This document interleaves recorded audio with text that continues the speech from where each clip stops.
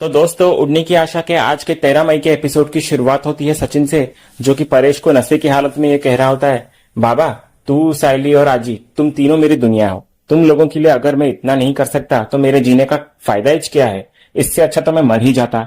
तभी रेणुका इधर से चिल्लाते हुए कहती है, बस हो गया तमाशा, दारू पी के फालतू बकबक करता है। फिर रेणुका साइली को भी कहती है, ए फूल वाली, संभाल अपने पति को। कहकर रेणुका वहां से चली जाती है और बाकी सब भी सोने के लिए चले जाते हैं। इधर दूसरी तरफ रेणुका कमरे में आकर सचिन की बातों के बारे में सोच रही होती है, जहां वो मरने की बातें कर रहा था, और ये सोचकर रेणुका थोड़ी सी मनी मन में इमोशनल भी हो जाती है। तभी उसी वक्त परेश आ जाता है और रेणुका से पूछता है, रेणु तू ठीक तो है ना। तो रेणुका बोलती है, मुझे क्या हुआ है, जब तक वो मनहूस बेटा इस घर में है ना तुम्हारा, कोई ठीक कैसे रह सकता है। तो परेश इस पर कहता है, रेणु, सचिन को मनहूस या उल्टा सीधा बोलने की कोई जरूरत नहीं है, उसकी बातों से साफ पता चलता है कि वो कितना दुखी है। तो रेणुका इस पर कहती है, वो नशे में है इसलिए दुखी लग रहा था, नशा उतर जाने दो फिर पूरा सच सामने आ जाएगा, इसलिए तुम ना उसकी बातों पे ध्यान मत दो और सो जाओ। तो परेश फिर आगे बोलता है, और नशे में ही आदमी सच बोलता है रेणु, वही बोलता है जो उसके दिल में है। पूरे परिवार ने मिलकर आज उसे दुखी कर दिया है, और तुझे पता नहीं लगता क्या कि उसके दिल में इस परिवार के लिए कितना प्यार है, और खास करके तेरे लिए कितना प्यार है। तो इस पर रेणुका फिर बोलती है, जब नशा उतर जाएगा ना तो ये प्यार भी खत्म हो जाएगा। सीरियल के अगले सीन में अगली सुबह हम देखते हैं कि अचानक से पूरे घर में घंटी की आवाज सुनाई देती है, जिससे सारे घर वालों की नींद टूट जाती है। और इधर रेणुका ये कह रही होती है, कौन है जो सुबह सुबह घंटी बजा रहा है, पक्का ये फूल वाली ही होगी। रात को दारू पी के इसका पति दंगा करता है और सुबह ये घंटी बजाकर नींद खराब करती है। फिर आगे हम देखते हैं कि रेणुका और बाकी सब लोग कमरे के बाहर आते हैं घंटी की आवाज सुनकर, और रेणुका इधर परेश को पूछती है, क्या है ये परेश, सुबह सुबह घर में हवन कौन कर रहा है। तो परेश फिर इधर से बोलता है, कैसा हवन, मैं तो अभी वॉक से आ रहा हूं। तो रेणुका इधर साइली को पुकारती हुई नजर आती है, और साइली इधर बाहर से आती है। तो रेणुका फिर उसको देखकर चौंक कर बोलती है, तू तो बाहर से आई है तो अंदर पूजा कौन कर रहा है। फिर इधर सब लोग मंदिर की तरफ जाते हैं देखने के लिए, तो देखते हैं कि सचिन गणपति बापा की आरती कर रहा होता है, जिसे देखकर सब लोग दंग रह जाते हैं, और रेणुका का मुंह इधर खुला का खुला रह जाता है। और फिर वो आगे बोलती है, देवा ये क्या नया नाटक है। परेश, तुम्हारे लाडले को कहो एक नया वेब सीरीज निकालने को, और हर एक एपिसोड में नया तमाशा डालने को, और हमें भी पहले बता दो कि कब क्या होने वाला है, ताकि हम तैयार रह सकें। तो परेश फिर बोलता है, रेणु चुप करना। फिर इधर दूसरी तरफ सचिन शंख बजाने लगता है। तो तेजस इधर से रेणुका को धीरे से पूछता है, आई ये सब क्या है। तो रेणुका बोलती है, मुझे क्या पता तेजस, मैं भी तो अभी भी उठी हूं ना। वो क्या है ना तेजस, मेरी अभी भगवान से बात नहीं हो पाई, और ना ही भगवान जी ने मुझे कोई मैसेज भेजा है, इसीलिए मुझे भी पता नहीं है, समझा। उसके बाद इधर हम देखते हैं कि सचिन आकर सबको हॉल में आरती देने लगता है। तभी आकाश इधर सचिन को बोलता है, दादा अभी जब हम घर पर पूजा करते हैं तो तू बिल्कुल इंटरेस्ट नहीं दिखाता है, पर अब अचानक से ये सब खुद से आरती कर रहा है, और तुझे तो मंदिर जाने के लिए भी हमें खुद से कॉल करना पड़ता था। क्या हो गया तुझे आज अचानक से, एक रात में इतना चेंजेस। तो सचिन बोलता है कि बस ऐसे ही। तभी रोशनी इधर ताने मारते हुए बोलती है आकाश को, कुछ नहीं आकाश, बस अपने पापों का प्रायश्चित कर रहा होगा शायद, वैसे भी इसने जो कल किया है जरूरत भी है इसकी। तभी साइली इधर से आकर बोलती है, रोशनी सचिन ने कोई पाप नहीं किया है जिसका वो प्रायश्चित करे। तभी इधर हम सचिन को देखते हैं जो कि सयाली को आकर बोलता है, वैसे साइली मैं क्या बोल रहा है इस बार ना, वैसे लाली पाउडर पूरी तरह झूठ भी नहीं बोल रही है, थोड़ा बहुत सच है इसमें। तो परेश फिर इधर से पूछता है, सचिन मुझे बता ये सब हो क्या रहा है। तो सचिन फिर बोलता है, एक मिनट बाबा तू आ इधर बैठ, मैं सबको बताता है। फिर आगे हम देखते हैं कि सचिन हाथ जोड़कर सबसे विनती करते हुए कहने लगता है कि मैं सचिन देशमुख अपने हरकतों के लिए सबसे माफी मांगता है। मैं कल सबको बहुत ज्यादा परेशान किया है, मैं जानता है, पर मैं दिल से सॉरी। मालूम ही नहीं कि मेरे अंदर क्या आत्मा आ गई थी और क्या इतनी हावी हो गया था कि अंदर का मलबा ऐसे बाहर आ गया, ऐसा कंट्रोल नहीं कर पाया मैं, तो जो जबान में आया वो बोल डाला मैं। तभी तेजस इधर से बोलता है, ये अच्छा है, पहले गलती कर लो फिर माफी मांग लो। उसके बाद आगे सचिन बोलता है, क्या है ना, मैं शर्मिंदा है, मेरे को दिल से बहुत बुरा लगा कि मैं न जाने क्या क्या बोल डाला, पर एक बात का खुशी है मेरे को कि मेरे हाथ पर जो खुजली हो रहा था ना, वो ये खजूर मिटा डाला। तो खजूर तेरे को थैंक यू हाँ इसके लिए। फिर सचिन आगे बोलता है, और एक और चीज मालूम हुआ है मुझे कल, मेरे मन में ना कल अनुभूति हुआ बहुत जोर से, और ना मेरे को समझ ही नहीं आया कि मैं अभी क्या करे। तो मैं गया अपने पापा के पास और बोला कि पापा मुझे रास्ता दिखाना, मैं क्या करेगा। तो पापा मेरे को रास्ता दिखाया। तो आज मैं सबके सामने ये ऐलान करता है और ये वादा करता है कि मैं आज के बाद कमरे का बात कभी नहीं करेगा, बात खत्म। तभी रेणुका इधर से बोलती है, ये तो इसने पहले भी कहा था लेकिन फिर भी तमाशा किया।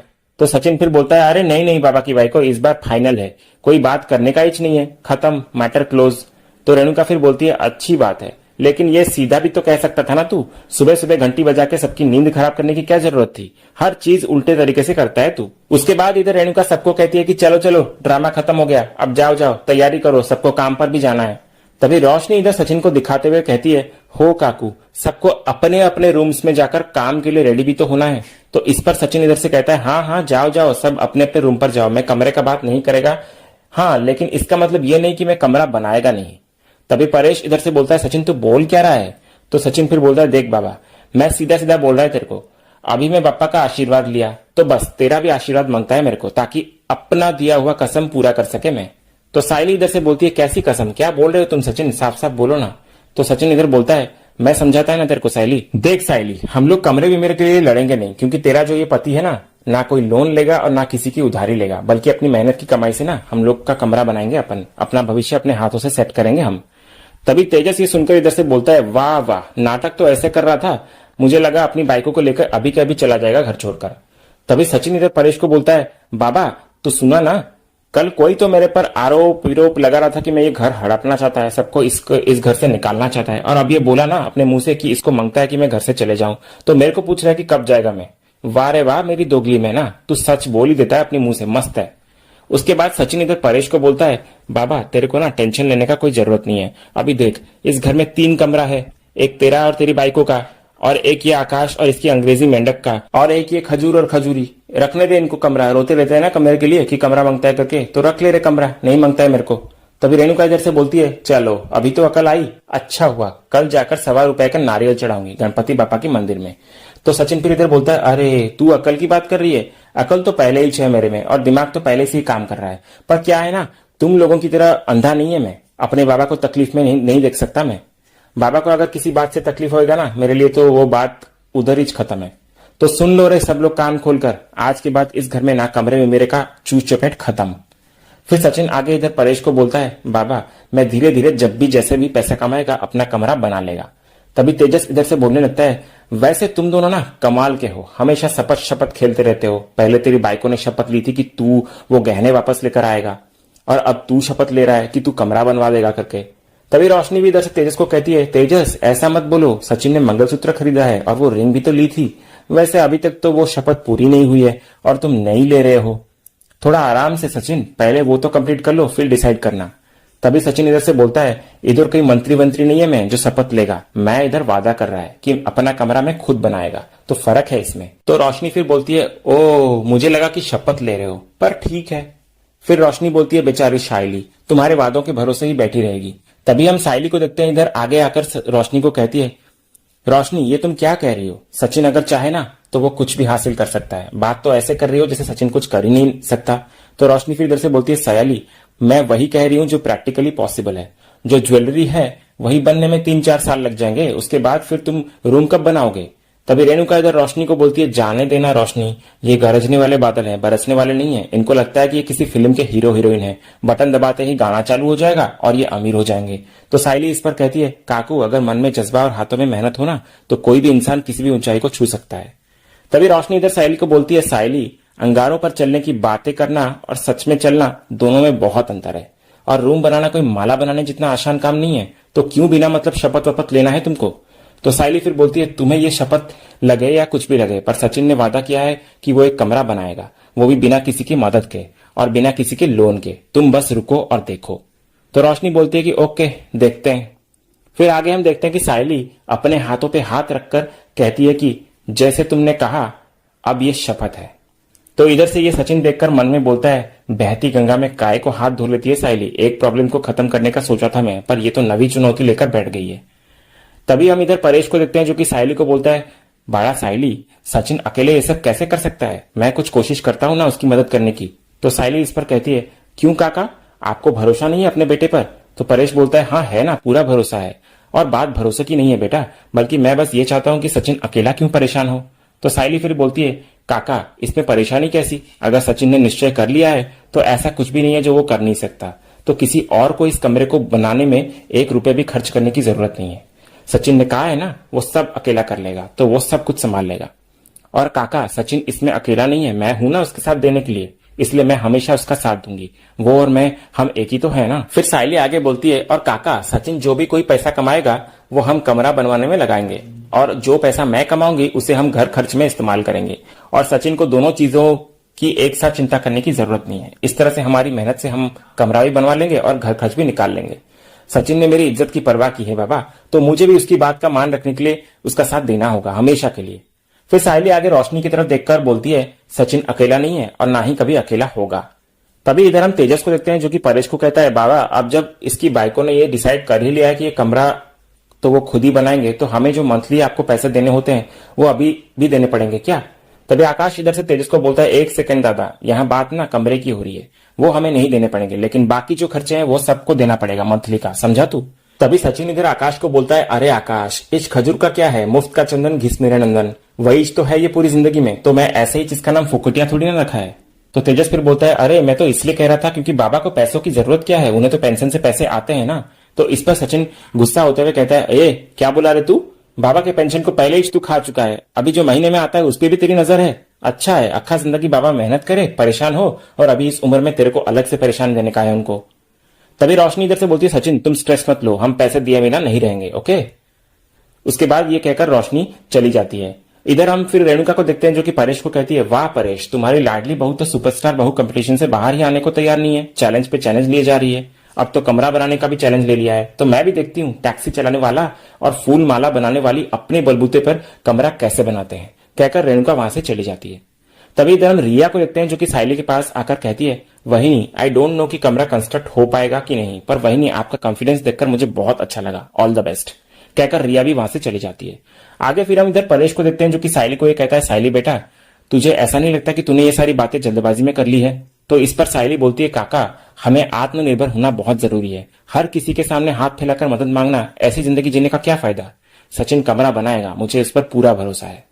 सीरियल के अगले सीन में हम देखते हैं कि साइली किचन में काम कर रही होती है और इधर सचिन भागा भागा उसके पास आता है और कहता है, ए साइली, उधर मैं वादा विदा कर रहा था लेकिन तू उधर अलग ही प्रतिज्ञा ले ली, क्या जरूरत थी इसकी? देखना अब इस बात का फायदा उठाकर खजूरों की जोड़ी और वो बाबा की बाइको मिशन उंगली पर शुरू हो जाएंगे, मालूम है तेरे को? तो साइली इस पर कहती है, सचिन शपथ वादे को और मजबूत कर देती है, और वैसे भी तुम ये किसी भी कीमत पर करने ही वाले थे ना, तो अब घबराते हुए क्यों आए हो? मैं जानती हूँ सचिन कि तुम किस बात से डर रहे हो, तुम दारू ना पीने वाला वादा तोड़ सकते हो लेकिन मेरी प्रतिज्ञा कभी नहीं तोड़ सकते। तो सचिन फिर बोलता है, अरे साइली, इसी बात का तो टेंशन है, तेरी प्रतिज्ञा अगर मैं नहीं पूरा कर पाया तो फिर क्या होगा?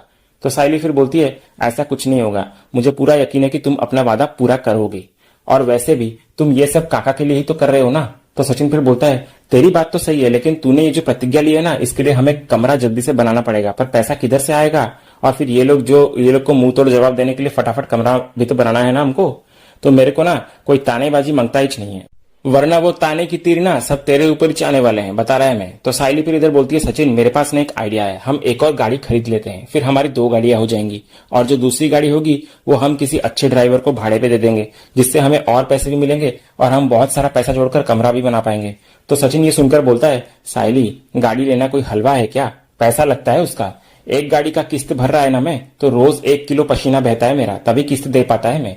तो साइली फिर इधर बोलती है, तो सचिन काकू के पास मेरे कुछ गहने पड़े हैं, तो हम उन गहनों को लेकर गिरवी रख देते हैं ना, जिससे हम दूसरी गाड़ी भी खरीद पाएंगे और फिर हम कमरा भी बना पाएंगे उससे। तो सचिन फिर बोलता है, नहीं नहीं नहीं, गहने हम नहीं लेंगे, कुछ और बोल। तो साइली फिर बोलती है, सचिन हम काकू के गहने इस्तेमाल थोड़ी करेंगे, बल्कि जो आज ही ने दिए है ना उस गहने को गिरवी रखेंगे। तो सचिन फिर बोलता है, पर साइली इस चक्कर में ना मुझे पढ़ना ही नहीं है, अभी अगर गहने वेने का चक्कर में पड़ गए तो क्या फायदा तेरी प्रतिज्ञा का, और फायदा क्या है मेरे वादे का? तो साइली फिर बोलती है, पर सचिन मैं गहने पहनने के लिए थोड़ी ना मांग रही हूँ, बल्कि गिरवी रखने के लिए मांग रही हूँ, जिससे हम दूसरी गाड़ी खरीद सकते हैं।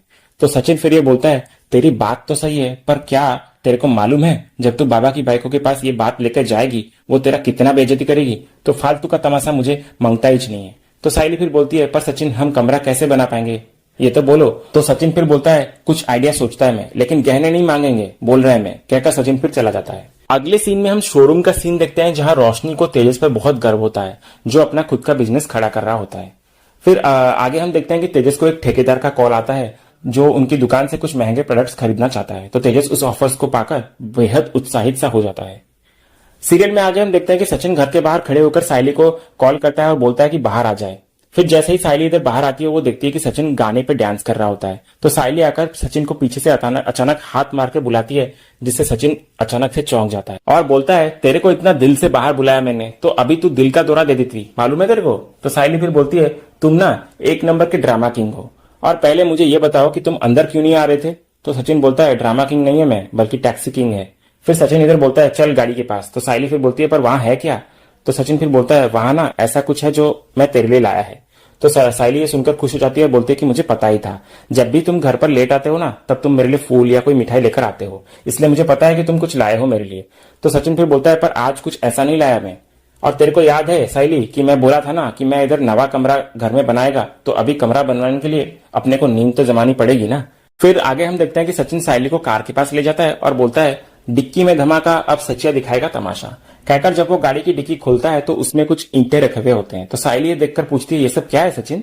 तो सचिन बोलता है, कमरा बनाने का है ना अपने को, तो उसमें ईंटें तो लगने वाली है ना, तो वो ये उसी के लिए है। और तेरे को मालूम है, आज ना मेरे को भट्टी वाला एक टैक्सी का सवारी बन के मिला, उसको मैं छोड़ा और बदले में उससे पैसे लेने के बदले ना ये ईंट लिया मैंने। तो साइली इधर सचिन के इस जोश को देखकर भावुक सी हो जाती है और काफी खुश भी नजर आती है। और इसी सीन के साथ ही आज का ये एपिसोड यहीं खत्म होता है। तो दोस्तों, आज का ये वीडियो आपको कैसा लगा कमेंट सेक्शन में जरूर बताइएगा, और वीडियो को लाइक भी कीजिएगा, शेयर भी कीजिएगा, सब्सक्राइब करना बिल्कुल भी मत भूलिएगा, ताकि ऐसे ही रोज लेटेस्ट एपिसोड के अपडेट्स आप टेलीविजन से पहले पा सकें। तो मिलते हैं हम एक नए एपिसोड के रिव्यू में, तब तक के लिए स्वस्थ रहें, मस्त रहें।